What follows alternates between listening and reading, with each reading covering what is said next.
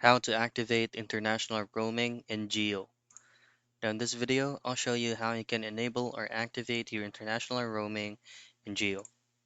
Now the very first thing that you want to have to do is of course to purchase the specific subscription or the add-on directly from my Geo application. Right here, you just need to log in into your Geo phone number or you can use the other option. Once you successfully logged in, make sure that you have the add-on or subscription of international roaming and then you just need to enable it on your mobile phone. To activate or turn on your international data roaming that you have on your device is to access your phone settings and then to simplify and going into the roaming options, just use this magnifying glass and then simply type in roaming.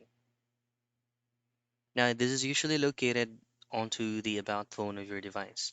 So simply tap on that.